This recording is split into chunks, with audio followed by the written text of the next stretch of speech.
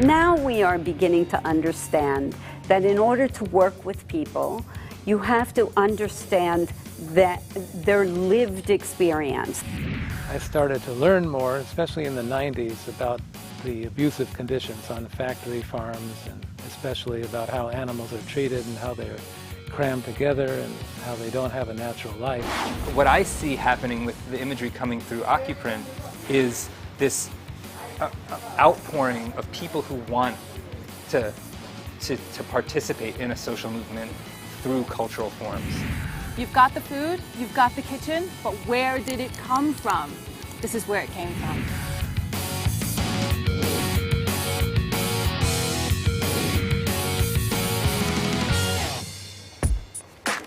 Welcome to Study with the Best, the magazine show about CUNY. I am Marlene. Make a life richer, a neighborhood stronger, a society more just and equitable. That's the mission statement of the Hunter College Silberman School of Social Work. As one of the finest graduate schools of social work in the country, the Silberman School is preparing a new generation of caseworkers to face the complex social issues of the 21st century. We visited the new facility in East Harlem.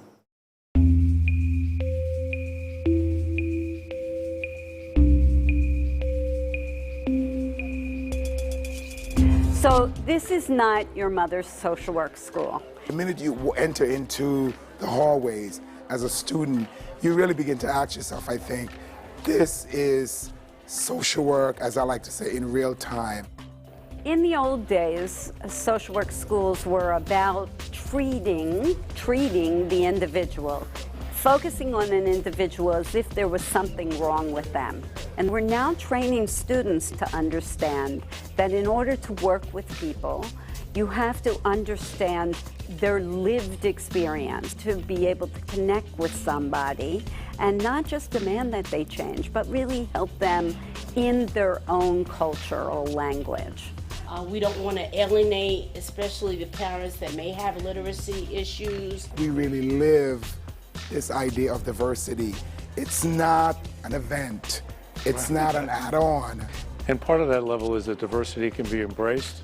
One of the things that, one of the joys of my life, one of the things that's been a real pleasure, is that Samuel and I have developed a friendship as well as a work relationship. And we get to, like today we're modeling sort of a Caribbean kind of thing that's very important to have here. And we get to laugh about it because we laugh because it's the joy of, yes, we're different, and thank God for that. The practice lab is really designed to give students an opportunity to be very nimble in their practice so that when they get out, and by practice working with individuals, families, groups, communities, so that when one gets out, one has a large repertoire of skills so that they can really affect change. I chose to study social work within a global field of practice here, which means that I specifically took classes and field placement internships that look at the role that social work can play globally.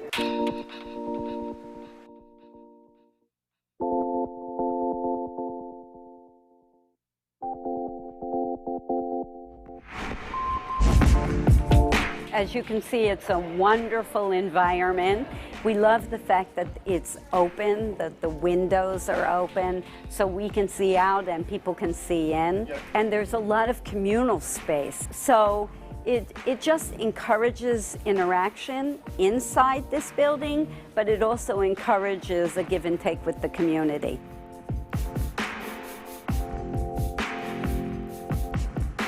There's a revolution that's happening, that's brewing in this country, and I feel social workers are on the brink of that. We're the people who are setting the things up that's going to affect everybody in our entire nation. So actually, I feel like people who are going to social work schools are going to be the next leaders of our country, even if it's in a grassroots way. But really, this is the place to be if you really want to affect some major change. If you really want the best, most cutting-edge social work education at a cost that you can afford and not end up in debt for the rest of your life, I think we're a perfect option.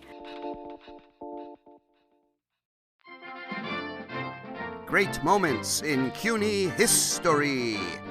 The late Dr. Betty Shabazz was the wife of renowned civil rights activist Malcolm X. Dr. Shabazz was also a faculty member at Medgar Evers College, the youngest senior college in the CUNY system. Dr. Shabazz held many positions at Medgar Evers. She was Associate Professor of Health Services and taught nursing courses. As Director of Institutional Development, she oversaw fundraising for the school and eventually became Director of Public Affairs. Today, a bust of Dr. Betty Shabazz sits in the Medgar Evers College Library. And her lasting legacy? Every year, 2 graduating seniors, one female and one male, are each awarded $7,500, the Betty Shabazz Scholarship.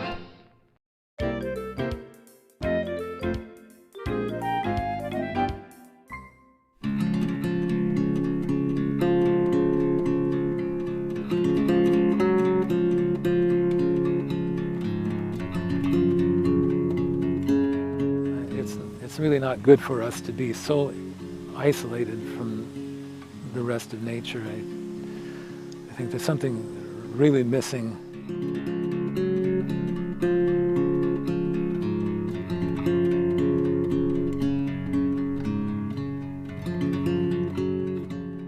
My name is Bill Crain. I'm a professor of psychology at the City College of New York.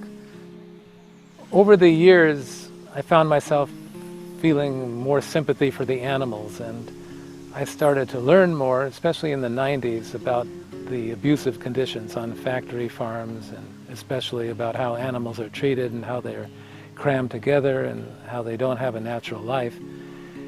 And I wanted to do something, and the idea of a farm sanctuary appealed to me because we could rescue some of them, of the animals, and then have it open to visitors so they could see a little about what the animals are like.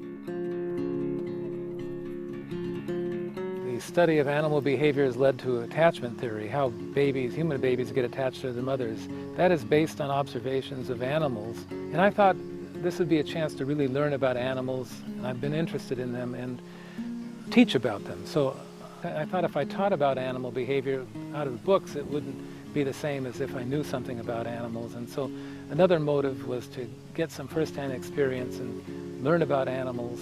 And one of the things I've tried to pursue is, and get people to understand, is that children need contact with the natural world. That's what stimulates so much of their curiosity. And at the farm, I've been more and more impressed that it brings out another quality, which is their capacity to care for others. The animals, they spontaneously care about animals. They want to help them. First they want to hug them, but then they want to take care of them. They worry about them. You see these nurturant feelings coming up. And I think most of us want children to grow up to be caring. As children become removed from the natural world, which is a crisis now really, the fine qualities are diminished. I wrote a book, Reclaiming Childhood, and the central chapter in there is called The Child as a Naturalist, and I try to draw out the benefits for the child in having rich contact with the natural world.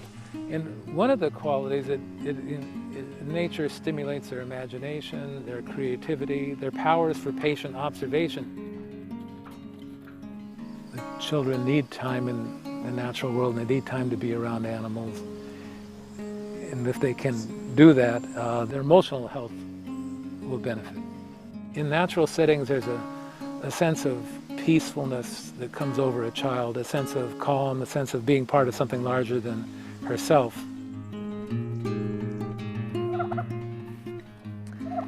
Sadie, how are you doing? You're gonna peck me. Yes. I do feel kind of some degree of acknowledgement that they are comfortable around me. They seem to be peaceful in my presence, because usually they're not. Usually they don't like humans, so you see them just relaxing, and it's sort of an honor to me. It's a high honor. Like a lot of people would like to get praise from their peers or their colleagues or make a lot of money. To me, it's an honor to be accepted by these turkeys.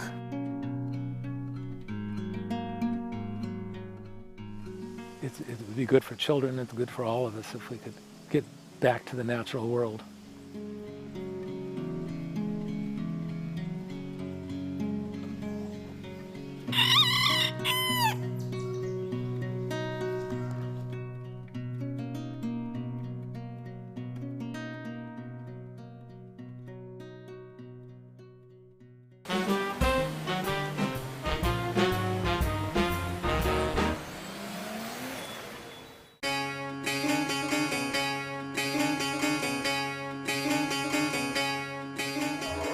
One of the things that's been most amazing about the Occupy movement is just seeing how many voices there are out there that want a chance to be heard.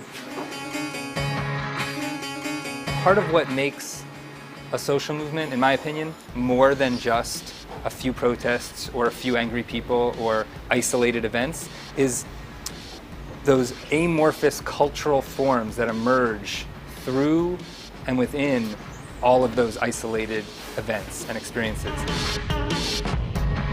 My name is Jesse Goldstein, and currently I teach a class called Protest and Revolution at Brooklyn College. Once the occupation of Zuccotti Park happened, some people decided they wanted to make an occupied version of the Wall Street Journal. They raised money for 4 issues. One of the issues was going to be all images, all posters. And that was the first Occuprint project. And so from there, we set up a website after the issue got published to sort of, as a place to put the images we weren't able to put into the actual print edition. What ended up happening is people started just sending us images, and we started getting people from across the country just sending in their poster images, and we started posting them. And so all of a sudden, we became an archive. All of a sudden, we started having this growing collection of Occupy Wall Street related imagery.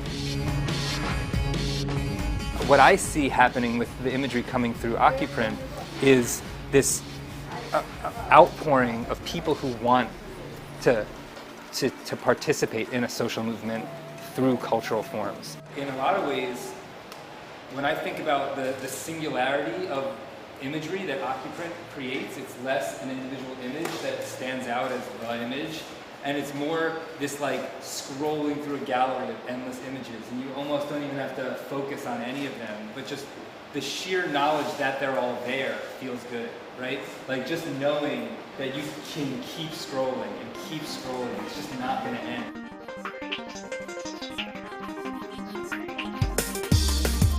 The posters that are being printed here are all going to be part of a portfolio that we're making. And so one of the things we decided to do, in part to enable this moment to have a life in sort of cultural institutions, and in part as a fundraising device, to be honest, we decided to make a print portfolio of 30 images from the website.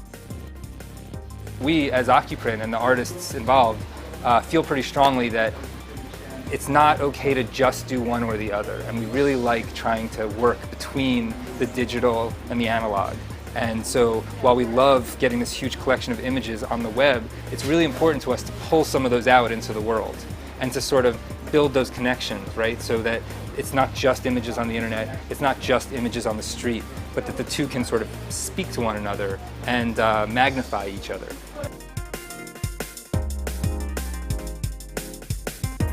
I've been an artist my whole life and an activist my whole life. The two really mingle well for me. The content of much of my art has been human rights, social justice issues for forever. So the transition into making art for Occupy Wall Street was pretty seamless in that it's pretty much the same concerns that I was dealing with in my art for many years.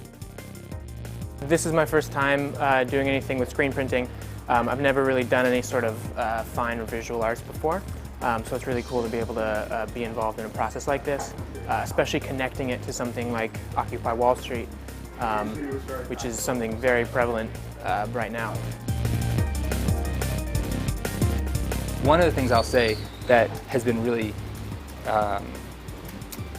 pleasantly surprising is just how different the social movement art that we're seeing in the Occuprint collection looks from the last 10, 20, 30 years of social movement art.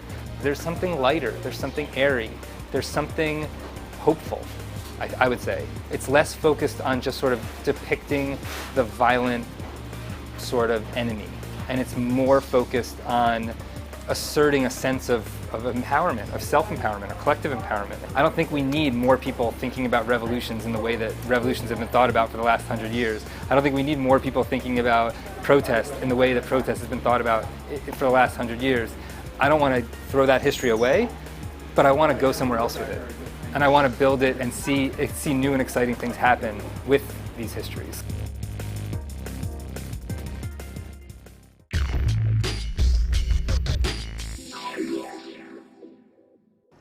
Hi, Barry Mitchell speaking to you from down on the farm. On Flatbush Avenue in Brooklyn, we're at the City Tech Hospitality Garden.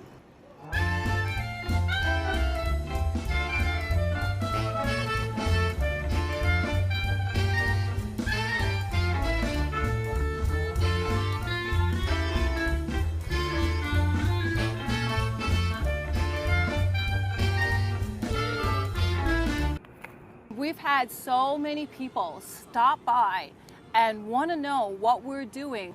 Brooklyn is such an urban environment. This really is quite the concrete jungle. I mean, we're just 20 inches of dirt on top of concrete. But look what we've been able to accomplish here. My name is Mark Hellermann. I'm a culinary and pastry instructor at the New York City College of Technology, and I also take care of the hospitality garden here at the DeKalb Market. The reason for the hospitality garden here is to give students the opportunity to learn a little bit more about where the vegetables come from that they cook with, where the flowers come from that end up on the dining room table in the City Tech Hospitality Department dining room, to learn where their food comes from so they can appreciate it a little bit more. You've got the food, you've got the kitchen, but where did it come from?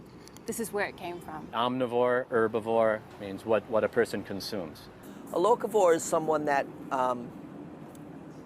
eats, no matter where they eat, sustainable local food produced anywhere within 100 miles radius of where they're living or where they're eating. Neil Kleinberg, himself a graduate of City Tech's hospitality management program, is a Manhattan restaurateur. I own 2 restaurants in Manhattan, Clinton Street Baking Company on the Lower East Side, and Community Food and Juice on the Upper West Side in Morningside Heights. And here's another reason you should not be afraid to get your hands dirty in the garden. Both of our restaurants, we like to hire, like-minded students that are into sustainability and farming and know where their food is coming from. It's an incredibly competitive market right now. Coming in with a little bit of an understanding on, well, I know how to grow beans, I know where chard comes from, I know the best season for tomatoes. Just maybe an employer is going to think, I like this farm-to-table thing, I'm going to hire this person. Wow, how big are these eggplants? Are these Japanese or are these, how big are they going to grow? They're going to get pretty large. My love of gardening started in the Midwest, in northern Wisconsin. First garden I had was when I was probably 10 years old, and my father said, look, there's a little plot back here, Mark. Cut down those trees, dig it up, and you can plant some beans. Shellita Orie is a second-year nursing student at City Tech. She also tended garden back home. I started gardening in Trinidad at an early age. And right now, I am picking some collards, and soon I'll be picking some kale. I'm going to be tying up our tomato plants to these stakes. As they grow, they're going to get extremely heavy, and this is going to train them to go upward. Joslyn Taylor was president of the Hospitality Garden. She graduated from City Tech in June. What I'm planning on doing with my degree, which I'm pretty excited about, I would like to work in a restaurant or any place where they do appreciate anything that's grown locally. Maybe we can actually make a new one, call it a Brooklynvore. I'd like that. We could have a Brooklynvore. That would be Junior's Cheesecake, wouldn't it? Lots of Junior's Cheesecake. For more information, search online for Hospitality Garden or like us on Facebook. This is Barry Mitchell for Study with the Best.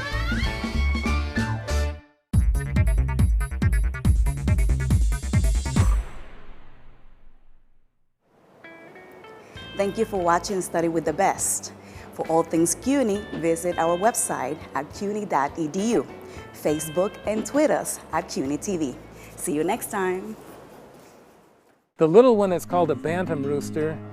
He was abandoned by a petting zoo that came into town, and the petting zoo left him. They couldn't capture him to take him back, and so he would have just been killed by a predator. We got a call, can you come and try to capture him and take care of him? So this is the bantam rooster, and these two were found one was found, Taylor, this right here. She was found on the highway with her feet tied together. Ava was found in an apartment complex living in a box. Now this is a partridge who was escaped the gun club. He was, in the winter, he was walking around here. Somehow he came over to the farm and was walking around the fence, and then we let him come into the fence, and he lived here. He would have, some hunters of, really, whatever, the hunt club, somehow they missed him. It's a beautiful animal. Yeah, he's called they call him Chuckers for short, but he's a partridge, technically.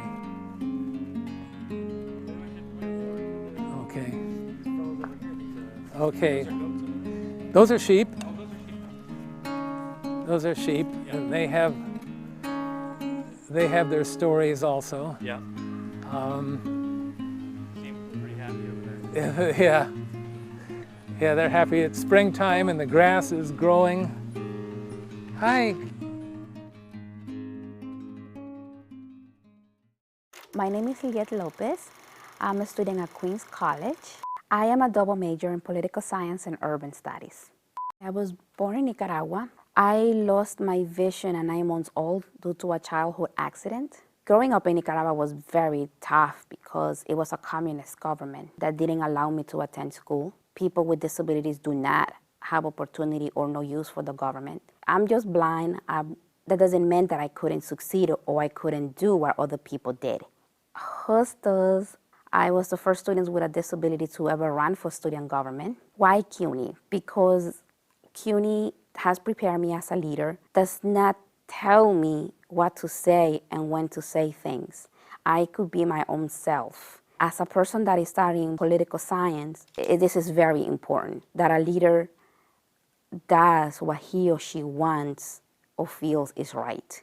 You know, thanks to all the opportunities that I have gotten in CUNY, it shows you that everyone has an opportunity, that everyone could accomplish dreams. You just have to work hard and believe in yourself. That's me, and that's CUNY.